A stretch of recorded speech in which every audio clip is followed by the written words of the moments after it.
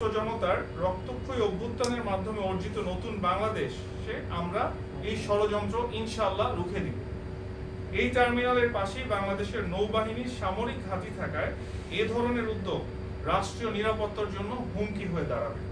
বিদেশি অপারেটর দিয়ে এই টার্মিনাল পরিচালনা করলে চট্টগ্রাম বন্দর থেকে সরকারের রাজস্ব আয় অর্ধেকে নেমে আসবে। এই টার্মিনাল দিয়ে দেশীয় অপারেটররা ধারণ ক্ষমতা থেকে প্রায় 2 লাখ অতিরিক্ত কন্টেইনার হ্যান্ডেলিং এর কাজ করতে সক্ষম হয়। তাহলে কার স্বার্থে সরকারের আত্মঘাতী এবং একগুঁয়েমি এই সিদ্ধান্তকে কেন্দ্র করে শ্রমিক অসন্তোষ সৃষ্টি হলে সরকার কি হাসিনার মতো গুলি চালাবে? চীনের ব্যবস্থাপনায় শ্রীলঙ্কার হাম্বানটোটা বন্দরের উদাহরণ আমাদের মনে আছে। সাংবাদিক ভাই ও বোনেরা, অন্তর্বর্তী সরকারের জারি করা রাজস্ব নীতি এবং রাজস্ব ব্যবস্থাপনা অধ্যাদেশ তাদের এখতিয়ার বহির্ভূত বলে আমরা মনে করি।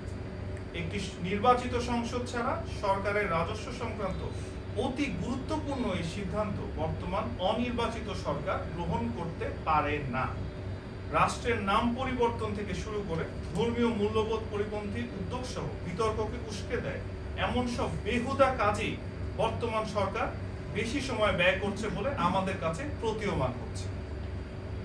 মধ্যরাতে সরকার এই সিদ্ধান্ত নিয়েছে মূলত বিশ্ব ব্যাংককে খুশি করার জন্য।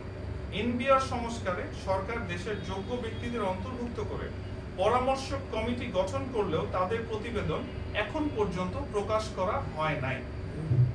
এনবিআর রাজস্ব আহরণ লক্ষ্যমাত্রা অর্জনে ব্যর্থ হলে সরকার যে ব্যাখ্যা দিয়েছে তার দায়ভার পুরোপুরি প্রতিষ্ঠানটির নয়।